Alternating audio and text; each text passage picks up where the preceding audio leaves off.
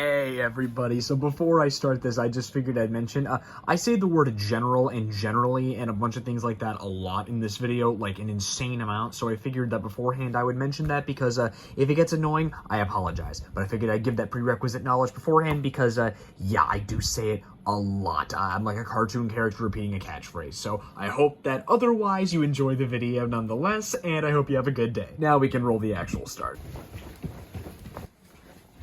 Oh, Christ. That's better, I guess.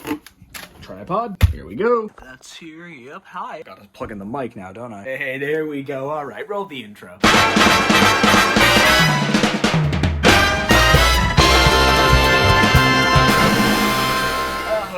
It has been a good while, hasn't it? Which I do apologize for. That one's on me, I'll admit it now, and I do apologize for, just leaving you guys in the dust for a bit. Guess who's back? Now, I know you all have many, many questions. I say that as if I have an active audience, which I know that some of them are, but they don't get nearly as many views as I have subscribers, which seems about right, actually. I know not nearly as many people watch videos as there are the ones that subscribed, but you generally get the idea, right? The point is, I still want to make videos, and I still want to make good ones at that. So here I am again, to make something that is hopefully not fully mediocre. Now, I'm sure that everyone's noticed a trend among my channel recently where I've been making mainly song covers and videos that are just generally about voice acting and stuff, and let me tell you, it's been really, really fun, but I know that's not exactly what I'm known for. However, I do want to at least get across the point that I really enjoy it. But that being said, there are still things that I still want to do and make that aren't exactly voice acting related, that are still back on the regular stuff that I used to do on the channel where I make crafts, make art projects, just generally fun stuff, you know? So those will be coming back, let me assure you. But as for why it's mainly been those types of videos lately, it's mainly just been time constraints because I've been trying to get stuff ready for college because I just graduated high school. So it's been a bit of a clusterfuck over here, but that doesn't mean I won't continue to make fun things. And that's exactly why I'm here, because I figured that because I've been doing so many videos lately about the voice acting, all the song covers, I figured I would actually take a moment to just explain some things on, if anyone was ever interested in doing it, how they could try to do it themselves. Now, I'm no professional by any means, however, I do know at least a few bare bones basic ideas of how I can get some voices to sound accurate and make my vocal range a little bit different compared to what it would normally be when I'm just speaking. Because it can be anything from this range down to the lowest I can possibly go.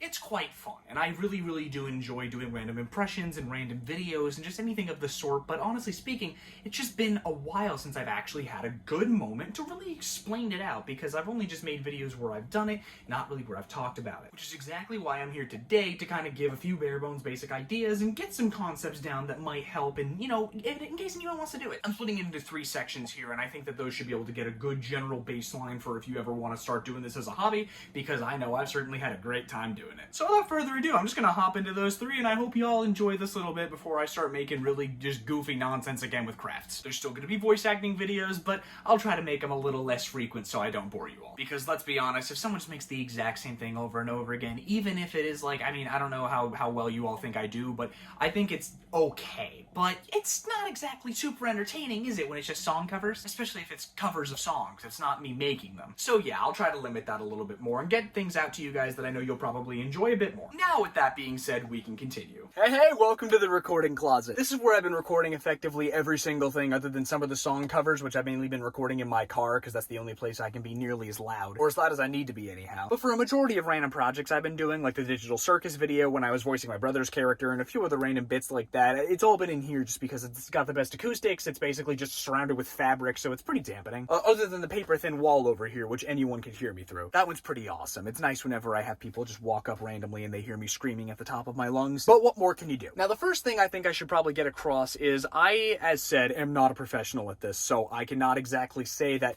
my methods are going to be perfect. However, I do think that they at least should get a general idea across in case you guys want to try this stuff out. I forgot I have so many things hanging around in here. I just actively just started hitting shit. Apologies on that. Now, the first thing I think I should probably get across is the main thing that I think anyone should probably make sure they nail in, or at least partially nail in if they want to start doing voices, and that is range. Now, I found that a lot of times if you want to do a certain character's voice, you have to get into their vocal register beforehand, because naturally if you want to sound like them, you're going to have to sound like them. Now, obviously, if I wanted to say sound like SpongeBob, I couldn't just speak like this. I'd have to raise my voice, and I'd have to start doing certain things to it to make it sound similar. So if I wanted to do that, you'd have to raise it up, and you'd have to keep it at that point for effectively the entire time you're speaking. So if I wanted to voice my brother's character, for example, which is in a very similar vocal register, I have to move it up towards the back of my throat and then move that part of my vocal range up a bit. Now, the way that you do that, I can't exactly say how I fully move my vocal cords up, but I will say that keeping a little nice set of vocal exercises to do it would definitely be helpful. So if you speak normally like this, and then you try to heighten it up, and then you try to go further and further, and then you keep going up further until you can get to a point that you think that you can just keep speaking like that. I am sorry if I'm all over the place, by the way. It's been a while since I've recorded something like this, so bear with me. But that is generally the idea that I think that anyone should go for. It's if you really want to start nailing in a voice off the bat, I think the range is definitely something to hone in first and foremost, because then you can start tweaking little bits from that once you have that basis down. So for example, one character that I have is named Chubby, and his voice is extremely low compared to any other normal voice that I do, and it's very raspy. However, that raspiness will pull in onto a second section of this after I talk about the range, because the range is, as said, the basis for the voice, and then that raspiness is a second part that I'll mention later. But yes, so for example, if I wanted to start doing that voice, I take my voice here, and then I try to lower it down a little bit, about an octave or so, and then I keep it going up until I get to the range I want. And then past that point, if I wanted to keep going from there, I'd add the random bits and vocal inflections and all that. You know, that general same idea. But these voices can be a really good basis for, like, anything else. So, if I wanted to keep doing this, I could just sound like Patrick from SpongeBob, or I could sound like something completely different. It's like where you make a general basis for a voice, and then once you have that basis, you can then expand on it, add whatever you want, and then it could effectively just expand from there. I mean, it's nice. This gives a general basis for anything you might want to make. If you want to make a certain voice that has a certain tone, then you can keep it at that tone, and then you could just expand on it from there by adding the certain different bits of accents, vocal inflections, all the enunciations, anything like that. I was going to actually add in a song cover at the end of this to showcase all the vocal ranges, but honestly speaking, since everyone's seen me do so many of the song covers, I just think it might get a little bit boring, and no one really wants to watch that at the end, I don't think. Unless they do, in which case, feel free to comment on it. I'd be happy to make it. The song I was going to add was from Kyle Allen Music, and it was called Digital Land, and it came out very recently based on the Amazing Digital Circus, and it has the entire cast singing as their characters, doing the voices the entire time. The goal I was going to shoot for was I wanted to start doing that song, and then because it has so many different ranges, I wanted to do each and every voice in the song to showcase what someone could do if they really wanted to just nail in every single range, including the low ones, the high ones, the mid ranges, everything like that. Rather than sing that whole song though, I could just give a few examples here that would kind of generate that initial idea at least. Now for the voice for Kane, I'm not exactly super good at it, but I know the range I can at least match somewhat. So if he starts a song with "Welcome to the Amazing Digital Circus," like that, it is easy to lower the tone where it's kind of like in the back of your throat, but you also keep a little bit of that expanded part of your throat. So you can see actively like when my throat like expands out like this, that's kind of what I'm doing. I'm just allowing my throat to open up, and then that gives you the insane amount of depth. You get what I mean, right? But then that opens up the second possibility where if I wanted to do the opposite and I wanted to make my voice shrill and high pitch, You have to close your voice up a bit and then keep everything in the back of your throat, but still make sure you had a little bit of room to get all the way through. what the hell? Around that range is actually one of the voices I made for another character of mine that I know I've made a few videos on, or at least I know I made one of them for sure. My character Sapper, Who sounds kind of like this at the higher range tones, but doesn't really go super high, super low. It's kind of a mix. He's honestly just a goofball, and I really don't know what the hell's up with him. He's an AI character, and he's wacky as hell. Well, the voice is extremely fun to do, but it's also easy to do because I don't have to actively strain my voice to do it, which in some of the further sections, it does sometimes get a bit strained to do a voice, and one of them in particular I will hammer in because that one, oh my god, it's hard, but it's so much fun at the same time. But to wrap up this specific section, yeah, the range definitely is one of the main things I would advise to absolutely hone in, nail down, if ever, at least if you can. It is hard to do initially, but once you start doing it a lot, then it can definitely become a bit easier over time. My warm-ups that I do are generally just me singing in the car. Like anytime I want to do a big project where I need to go and I start do voice act for a bit, I will go in my car and I will actively sing a song that is in that range, or I'll sing a song I like in the range I want. And then that should warm up my voice over a little bit to, you know, just get that all set in, because then my voice will be used to it and then I can do that for longer periods of time. So the general basis is if you want to have lower voices, make sure you open up your throat as much as you physically can. Keep that back of the throat open and then If you want to do a higher shrill voice, you can make sure to close that up a little bit more. And if you want to do something really high pitched, then you can just keep closing it further until you get to where you want to be. It's just generally things like that. As said, though, I'm not a professional. There could be a much better explanation from someone who has a lot more experience in the field, but that's just what I found, where bigger throat, lower notes, like tinier, thinner, then yeah, higher pitch. I definitely think one good thing to practice would be using vowels to your advantage, where you could just go like, ah, ooh, like that, like, or just any general sound that you could extend for a long period of time, and then you just mess with the vocal ranges, like, oh, whoa, whoa, like that. You know, just generally going back and forth, seeing what works, seeing what doesn't, and then testing how low or how high you could go. But just, you know, make sure not to actively strain your throat, or else it could definitely hurt, or if I remember correctly, you can develop vocal nodules, which, no, that sucks. I've never had one, but I know they are very bad, at least from what I've heard. So that does bring in an aspect of safety to it, because you gotta make sure you don't actively strain yourself enough to just hurt yourself. It would suck, right? Especially if you want to do voice acting, you can't really do it if your voice isn't functional, you know? And now, because I didn't record an intro for this section, we're going into the second part.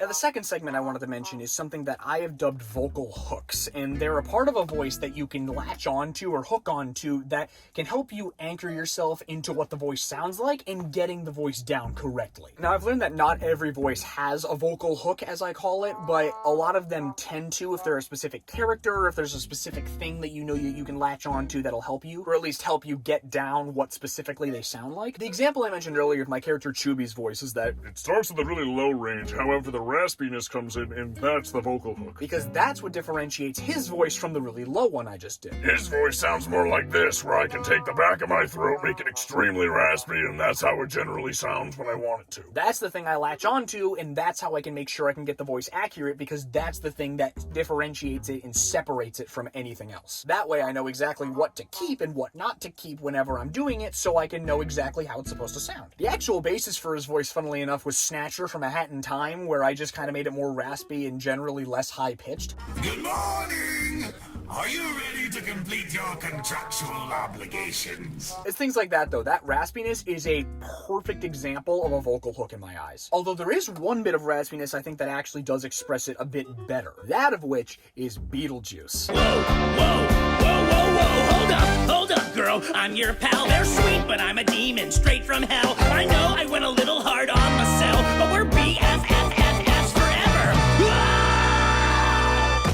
I know I've uploaded a few videos where I did song covers of Say My Name and the whole being dead thing, and I remember I actually posted one to Reddit at one point, and someone was asking how to do the voice, and I figured this bit I would include both to explain in the video and also just to help out that person, because I figured it would be a good way to just express how it's done, or at least how I do the version of Alex Brightman's voice. I think the best advice I can give to do specifically that voice is to latch on to the vocal hook of that raspiness, and in order to do that, I do actually have a way to describe how to do it. So imagine you're clearing your throat when you go something like that. The way to do the voice is you speak through that same exact muscle that you're clearing your throat with. You have the if you do that and you extend the note in which you are keeping that raspiness going, so you go it's like that. You can become a didgeridoo. However, if you keep speaking while you do that, you can sound a little like this, and you can keep going for as long as you want, as long as your throat doesn't fucking die.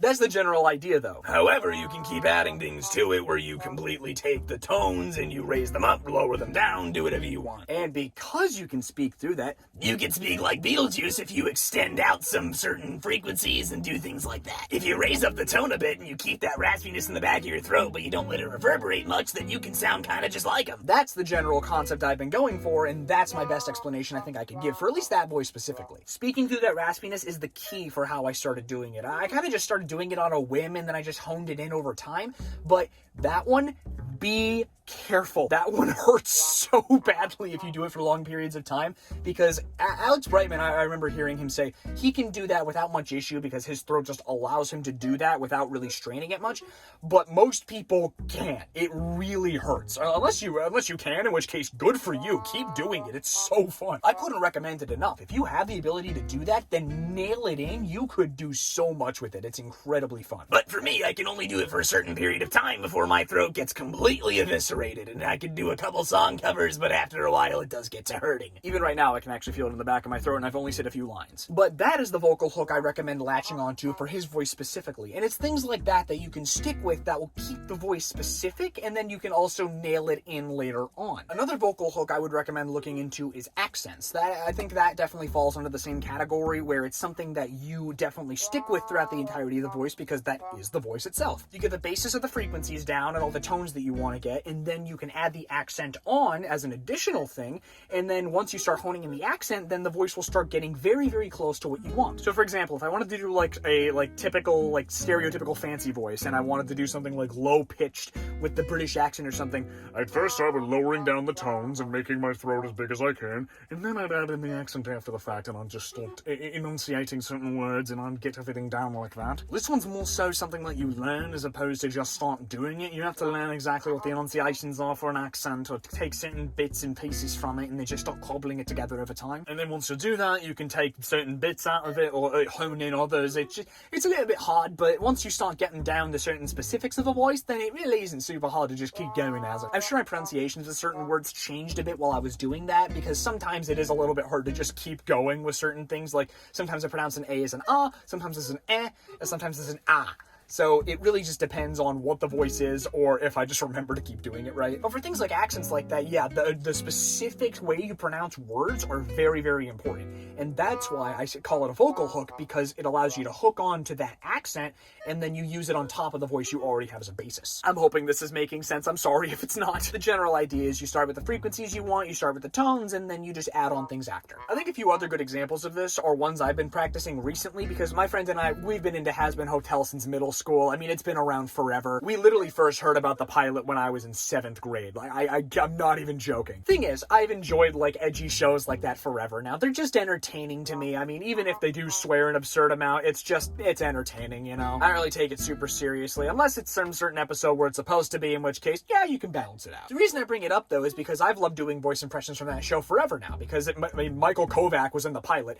Who doesn't love Michael Kovac? He's a voice acting legend. Same for Edward Bosco, and I remember I learned a ton about them when I was watching Ashley Nichols' streams for the Honeycast. I don't know if anyone here is familiar with that, but it's an extremely good set of live streams that they were doing forever ago when she was doing cleanup animation for Has Been Hotel. The point I bring up, though, is because I love doing voices from that show. It's incredibly entertaining to me, and it's just something I really like doing just to kind of mess with friends who also like the show. Two voices I can do for sure are Angel Dust's and Alistair's, and while I may not be perfect with either of them, I do at least have the general ideas down for how they function and then how I can replicate them. So funnily enough, actually, I learned that Alistair and Angel's range is actually very similar. You start with the same general basis voice, but they go in totally opposite directions. So the general starting voice is about right here. It's very similar to my brother's character Sypho when I was doing stuff like that. You kind of just extend it out from there with certain accents and then the enunciations of words. For Angel's, for example, it's the Boston accent. So if you want to keep doing it, you could just keep adding on certain aspects to it where you just put on the accent, and then you just start raising the voice whenever you get questioning something or just something like that. Now the voice is generally a bit higher, I know, but if you wanted to keep it going like that, it does start with the general one, and then you just add on the accent later, and you just keep going from there. As for Alistair's, though,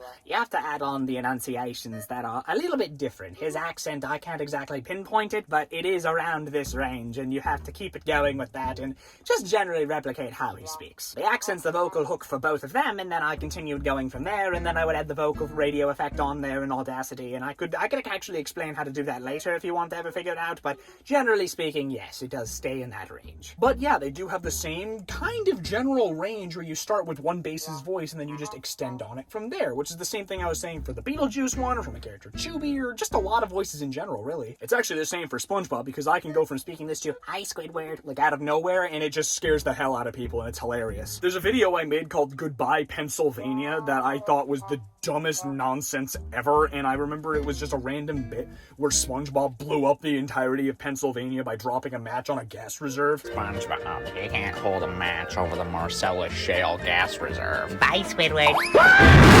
When I said "bye, Squidward," that was me in the video just trying my best over 5 minutes to do the best take I could for SpongeBob, and after that I realized, oh, that is basically just using that higher vocal range and then just extending it to kind of sound kind of like how he does. And before you say sounding like a character is how you sound like a character, I know, I'm stupid. As said, my explanations aren't exactly perfect, but I try my best. That's the general basis, though. Vocal hooks are something that you kind of just latch onto and then develop the voice from there. So if it's an accent, stick with the accent as much as you can. Try to hone it in on top of the bass voice, and then you should already off the bat have a much, much easier time getting the voice down. So believe it or not, I didn't record an intro for the third section either. So we're going into that now. Figured I'd just mention that now. Here, it's right here. There it is. Here, Now, the third section is kind of just like a secondary part to the vocal hook bit, but I think that it's different enough that it does need its own individual section to talk about, that of which being cadence. Now, the way that some people speak, they just generally have some certain speech patterns that aren't exactly like others, or they just have a generally different way of talking than other people, so it's hard to sometimes nail in how to get the voice down if you don't know how they speak. And I think a great example for this is one time I was trying to use a program called Voice.ai. It wasn't a thing where you actively do text-to-speech AI, it was where you spoke and then it would actively take your voice and then move over AI through it, and then it would replicate the voice based on how you were talking. I had to do it for a Cambridge paper, actually, where I sounded like Joe Biden, and it was the dumbest nonsense ever, but they seemed to love it, so I mean, I'm glad it worked. The reason I mention it, though, is because I had to do Joe's cadence, which he does speak generally slowly. He sometimes has pauses between his words, and it's sometimes a bit difficult to get that down unless you actively listen to how he speaks and the way in which he will go about delivering a, sentence. Let's act like I didn't completely mess up that sentence. The reason I brought up Voice.ai, though, is not just because of Joe, but because of another one I found on there that was the most accurate voice I've heard for GLaDOS from Portal. That one, in order to do it, and in order to make it sound right, because it's basing off of your voice, so you're speaking and recording an audio file, and then it applies that voice over that, and kind of just does an overlay, and then it would effectively turn yours into theirs after. For GLaDOS, yes, it does sound like her, however, she has a very specific way of speaking that if you don't do it, then you're not going to sound like her. You might sound like her, but it's not like you're actively going to be speaking as her. You know what I mean? I guess another good example would be, imagine you swapped bodies with another human being for a second. Insane example, I know. But if you don't talk in the same general cadence that that person does, then they're going to think that something's wrong, because generally you're just sounding different than you normally would. Imagine if Joe, sounding normally like his actual voice, goes on stage for a presidential debate and he starts speaking as fast as if he just drank 5 cups of coffee in one sitting, and he basically is just running in circles around the stage. That amount of energy isn't normal, at least not for how he generally speaks. So you have to try and match the energy and the cadence in which he does talk if you wanted to do a voice impression of him. I can't exactly do that impression, but I can do the cadence for GLaDOS. For GLaDOS specifically, when I was doing the voice, if I wanted to try to do an impression of it, and granted I'm not as good, I'd try to keep the vocal range right about here, and then I would keep it going from there. It's kind of like Alistair, except you don't keep the accent to it, and then you just keep it in that general C space. Rather, it's the lower octave than the one I was doing earlier for my character Sipho, or at least my brother's character Sipho. You get my point. For GLaDOS, however, if you wanted to keep doing the voice, you would have to start doing her enunciations, where you specifically pause between your words, and then you keep it going from there. That's why when she was speaking, she didn't go, "I hate you so much." In Portal, she went, "I hate you so much." That's how she speaks. It's a general type of thing where you have to make sure the cadence is nailed in, and that's why it's a third section in this video as opposed to just being a vocal hook. The vocal hook would be her specific way in which she talks, like her actual accent, quote unquote, because I guess she's like a robot, so naturally she's gonna sound like one. But because you have to speak with that hook on top of the range, the cadence is the third part that ties everything together and makes it all much, much, much easier to understand who you're trying to speak as. That's why, for example, if I want to do my character Sapper, but I started speaking in a very, very sad tone, and it was very, very sad, and it just didn't make much sense to sound like him, would it? He's very chipper, and he has a very, very high-pitched, happy tone that he always keeps on at all times. That's the difference. You start with a general tone like this, you extend it to have his specific vocal inflections and the vocal tones and all of that nonsense, and then you make sure you keep all the excessive energy up. That's the 3 key factors that I think people must know if they want to start doing the voices. That's my general ideas, though, because I feel like there's definitely a a lot more to it, but those are the three main base points that I feel like would give a generally good idea of how to keep going with voices and just how to generally hone them in. That allows you to hone in the accents, the range, and then how they speak, and then it just generally keeps everything all nice and concise while you still know you're trying to sound like the person. Another example I have is Pops from Regular Show or Barnaby from Billy Bust Up, because it's effectively the same voice. But yes, you speak in a tone like this initially, where you have that general range down,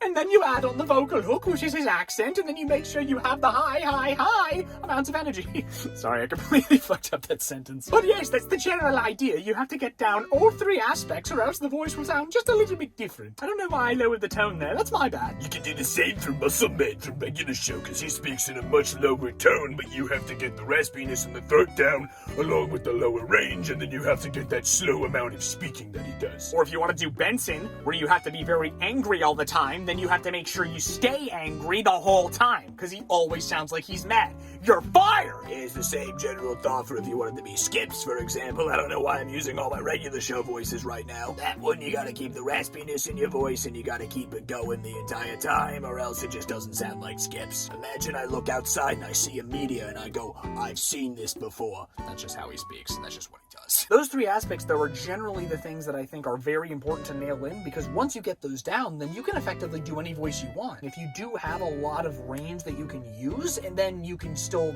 learn the different accents and different hooks that you can find, it does become a lot easier. The primary thing I'd say is definitely practice is 100% key, as is with everything, really, if you want to learn a skill. But I know that the range, for sure, is something that you can just kind of do off the bat. You just kind of gotta go back and forth and see what works and what doesn't, and then see how high or how low you can go, and then you can base your voices on that. And then from there, the actual vocal hooks and the cadences are something you'd have to learn just by observing the certain characters of the person you want to mimic. Those are the general concepts I can think of, at least. If I missed anything or didn't explain it well, you can absolutely feel free to comment on it, or hell, even send me an email. I don't mind. I literally have my email on this channel for that exact reason. I think that should pretty much cover it as far as I'm aware. That said, if I missed anything, feel free to comment. I would be thrilled if anyone could possibly correct me or add anything else on that I might have missed.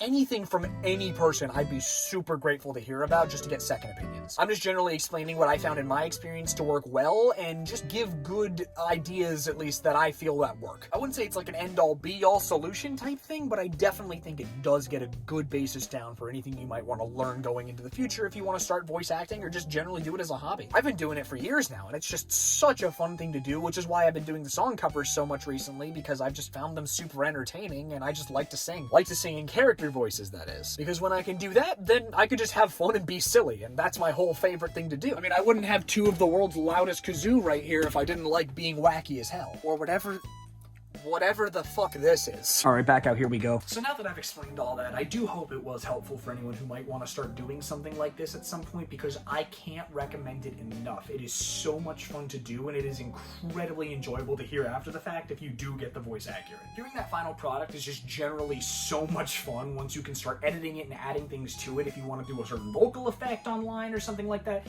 that is a fourth one I think I would mention, another fourth section at least, just random vocal effects if you wanted to add anything after. Like if a character has like a really, really echoey voice, then you just add certain bits of reverb on certain audio platforms. That I could probably show at some other point in a different video, but otherwise it's generally like that. Not a lot of voices needed unless they're a specific gimmick voice where they have like a robotic tone or something to it that just isn't normally there that you could just speak with. So that's kind of its own individual thing. It's a case-by-case basis between different voices, just based on whatever it is. That about covers everything I could think of, though. I'm really hoping that I could at least get some good advice over to people that might want to try this in the future or just get into it as a hobby. I know I've certainly had a ton of fun with it, so if I could help anyone else get into the same hobby, then I'm thrilled to have helped. Other than that, though, yeah, if you guys have any possible suggestions for me, like as to how I could change my methods or just generally give a better explanation, feel free to let me know. I'd be happy to comment on it and fix it in a future video. Other than that, the last part of the video that I'll just say quickly is I have a few really, really big things planned, including sculptures, random projects, and a trip video that I'm going to be making. This time, I'm not traveling with anybody else but myself and my business partner. I'm gonna quickly exit from the screen real quick. Yeah, I know, that jump scared the hell out of you, didn't it? This here is a photo of my business partner and I where we went to our last major event and we met Matt Pat. And the reason I'm showing this photo is because this trip very well might have it where we actually see him again. And if that's the case, it's gonna be unbelievable. There's no guarantee, but it's effectively in the exact same city he lives, and it's the exact type of event he would attend. So I'm really hoping to see him there. You'll learn more about that later though. Back we go! We are going places and I cannot wait to record that vlog. Let me tell you, it will be the single most insane video I have ever made in my entire life. And there is gonna be a prerequisite video beforehand that should be, I'm trying to think here, it should be close to about 26 song covers, each one being between 3 and 4 minutes, so a lot, like an hour and a half of audio in one video, because I'm making 26 song covers for one video. You'll know exactly why I'm doing this in July. And with that being said, folks, I hope you have a fantastic day, and I will see you later. I think I have forgotten how to do outros, so